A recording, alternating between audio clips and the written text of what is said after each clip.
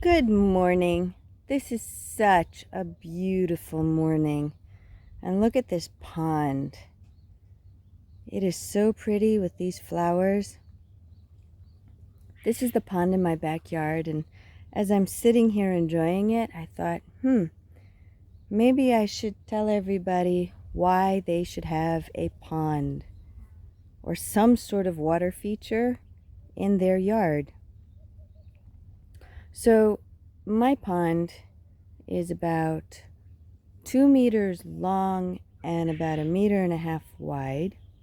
I'm only focusing on this area because I'm hoping that you can get a glimpse of the fish floating around. You can see them by the papyrus stalks. And the insects as they come and go.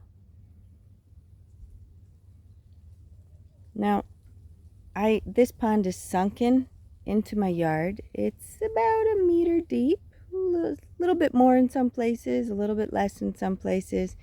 I have a little bit of a shelf around the edges. There's a rock, a huge rock, right in the middle. I've got natural grasses growing up through here. We've got the lily pads. We've got the water hyacinths. Absolutely beautiful. I love it. Hear the bees? Anyway, this pond serves the wildlife in my neighborhood quite well. In addition to the insects that come and get drinks of water, the birds come and they also get drinks of water, and they take bird baths here. It's so nice to see them. It really is. I can never get a chance to videotape them though, because they come, they take a bath, and then they go again. And if they see me at the doorway watching them, they'll move on. So I try to be discreet, so I haven't been able to videotape them. But there are all kinds of insects that come and go through here. We've got bees. We have all kinds of pollinators. All kinds of insects, flying insects, come through here.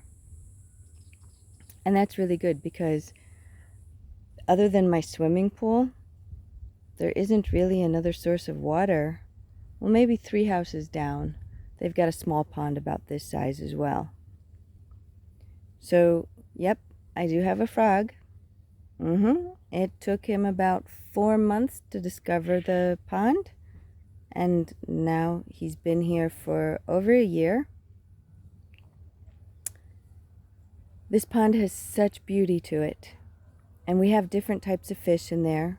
We have goldfish, and we have Barbos and we can stick our feet in, and the fish will come and nibble our toes. It's a nice feeling. So we get this spa in the afternoons. All kinds of bees are floating on the lily pads, and they're using the lily pads as their home base to get water. In the middle of the day, the very middle of the day, the bees tend to not be out so much. I don't know where they go, but they're not here. We even get foxes that come to drink. And of course, the neighborhood cats come to drink. As I'm sitting here and watching the butterflies. I've never seen a butterfly take a drink. They probably get enough moisture through their nectar, but maybe not. I don't know.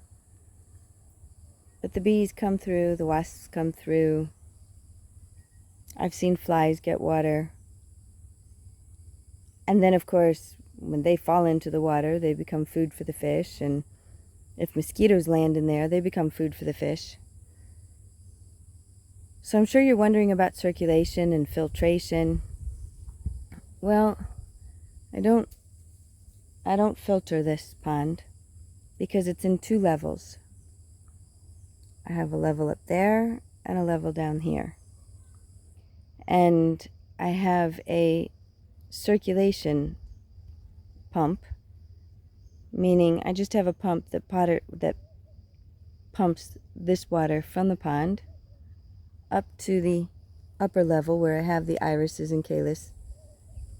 And then the water goes through the iris and calla roots, goes down the little waterfall, The grass also helps to filter it.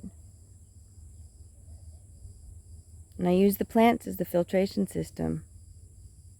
So the water is circulated. And even if I didn't have the pump, which I do turn it off in the winter, turn it off sometimes in the summer, it all depends.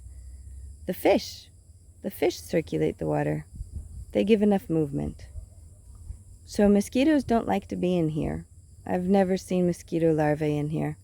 There are too many fish, they'll eat them.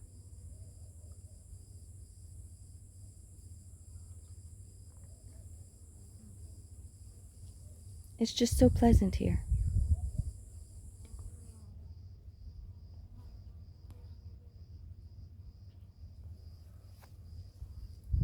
That.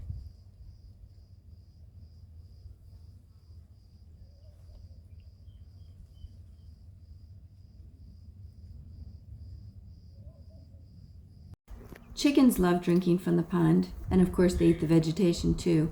And if you're worried about circulation in the pond, you can always get a solar-powered water fountain, and that will solve the problem without the use of any electricity. It'll automatically come on in the daytime and go off at night. Perfect solution. Until next time.